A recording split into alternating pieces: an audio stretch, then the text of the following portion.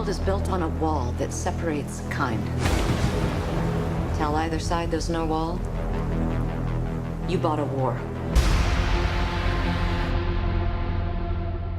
In this world, there exist bioengineered human beings known as replicants, which are created primarily to do slave labor. When a replicant goes rogue or is unauthorized, a Blade Runner is sent to hunt it down. The latest case pursued by a replicant Blade Runner named K gives him the first clue in a mystery that leads to many startling discoveries.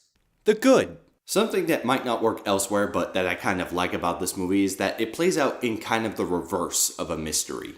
The movie starts by giving the audience a basic understanding of how this world works, only to teach the audience more and more about the world as the film goes on, to the point that a viewer has less certainty about what's what the further they get into the movie. That's probably helped by the fact that this movie has a very slow pace, giving the audience a very gradual immersion, and on top of that, we're given a hypothetical world that continues to explore the nature of synthetic beings, what they're like, what the experience of being one is like, how they're treated by non-synthetic beings, and the complications that arise when the nature of the world and this dichotomy between non-organic and organic beings is challenged. This movie also introduces another kind of non-organic being, an artificially intelligent holographic companion to the main character. This character is a product, a digital personality meant to satisfy the interactional needs of whomever it's programmed for. Questions are raised by the existence of this thing as well. Like replicants, they are programmed to have some semblance of humanity, even if they're holographic and thus not physically tangible. Because of this, it seems like the AI has some range of thoughts, feelings, and desires that are entirely its own. For instance, self-awareness that she is holographic, and the desire to feel real, to have physical interactions with the outside world and with her companion.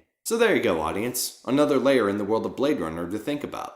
Rick Deckard, the protagonist of the first Blade Runner film, is present in this one as well. It was cool to see Harrison Ford come back, and I liked the part that Rick Deckard played in the story. It's an interesting choice, considering it was like an hour and 45 minutes or so before Deckard even entered into the movie. But it was right for the story because that's the point in the story where his role in it became important. Now, in science fiction movies, it can be easy to show advanced technology by basically just having someone tapping at the air and having it be a holographic display of something happening. In this movie, they did something a little different. They did it kind of in the way the 1980s movie did it, where the technology felt tangible. Like you could look at that piece of technology and kind of go, yeah, I kind of understand what that device is for, and based on what the character's doing, I kind of understand how they're operating it. So even though a fictional piece of technology is being presented, it still feels accessible to the audience. The iffy. Though this movie's over 2.5 hours long, by the end of it, there still remain some mysteries that are not given explicit closure. There's enough by the end that you feel like the journey wasn't a waste of time.